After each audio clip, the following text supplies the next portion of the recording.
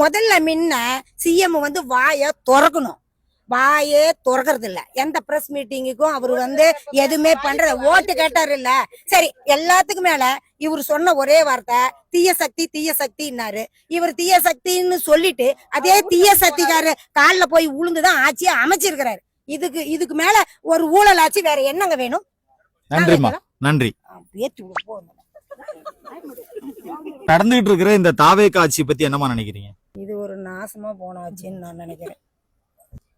ஏங்க அவருக்கு எதுவுமே தெரியலைங்க. அவர் என்ன பேசுறதுன்னு கூட தெரியலைங்க. அவர் பிரஸ் மீட்டிங் கூட வந்து அவர் வந்து ஒரு பேட்டி கொடுக்க மாட்டேங்கிறாரு. இப்ப வந்து இன்னும் இது வரைக்குமே அவர் வந்து இன்னும் வாயை திறந்து நான் இந்த விஜய் அவன் மக்கள் இடத்துல ஏதோ ஒன்று ஆயிடுச்சுன்னா அந்த இடத்துல வந்து நிப்பான்னு சொன்ன அந்த வார்த்தை இத்தனை பாலியல் பலாத்காரம் பண்ணி கொலை பண்ணியிருக்கிறாங்க. இதை பண்ணி எவ்வளோ பிரச்சனை. 200-250 கொலைக்கு மேலே நடந்திருக்குது. பாலியல் இப்போ நேற்று கூட பாருங்க போலீஸ் ஸ்டேஷன்ல வந்து ஒரு சின்ன பையனுக்கு பிராந்தி ஊற்றி கொடுத்து போலீஸ்காரங்க வந்து அந்த பையனை பாலியல் பலாத்காரம் பண்ணி கொண்டிருக்கிறாங்க. இதெல்லாம் வந்து விஜய் கையில தான் இருக்குது போலீஸ் அதிகாரம். இவர் என்ன பண்ணிட்டு இருக்கிறாரு? இவர் என்ன பேசிட்டு இருக்காரு? அதுக்குதான் சிங்கப்பெண் அதிரடி படையினு கொண்டு வந்திருக்காங்களே. எங்க சிங்கப்பெண் அதிரடி கொண்டு வந்தாலும் இவர் கையில தானே இருக்குது.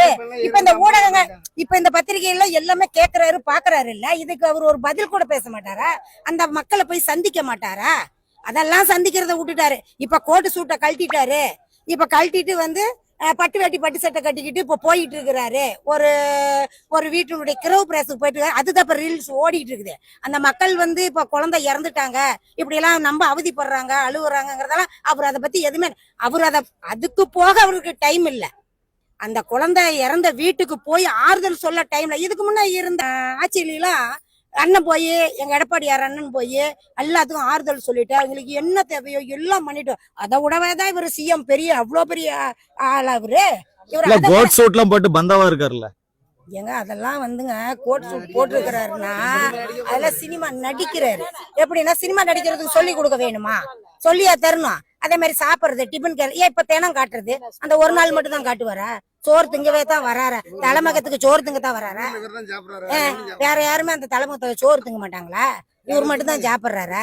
எங்க அதெல்லாம் சினிமா நடிகருங்க. மக்கள் பூரா இப்ப சினிமா மோகத்துல இருக்கிறாங்க. இப்ப நாம வந்து ஒரு சினிமா படம் பார்க்க ஒரு 3 மணி நேரம் 2.5 மணி நேரம் ஆகும். அந்த மாதிரிதான் இந்த ஆட்சியுமே தாவேக ஆட்சியுமே மொத்தமா இது ஒரு ரீல் ஆச்சு. ஒரு 2 மணி நேரம் நாம வந்து சினிமா பாக்குற ஆட்சி. ஊழல் ஆட்சியே இல்லன்னு சொல்றவரு 10 லட்சம் கோடி கடல்ல இருக்கிற இந்த தமிழ்நாடு எப்படி வந்து இவர் வந்து இதெல்லாமே கொடுப்பாரு?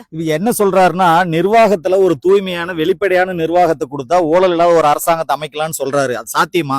சாத்தியம் இல்லைங்க. சாத்தியமே கிடையாது.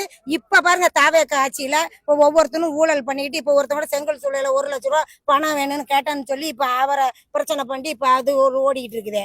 தாவேகாவில ஏகப்பட்ட பிரச்சனை. இவரை காப்பாத்திக்கிறத விட மக்களுக்கு செய்யறத விட இவருடைய தாவேக கட்சியில இருக்கிற அந்த தொண்டர்களை காப்பாத்துறதுக்கே இவருக்கு டைம் பத்தாது. இவரால வந்து அவங்களை எல்லாம் கட்டுப்படுத்த முடியாது. எல்லாம் நாங்க தான் ரொம்ப அராஜகம்.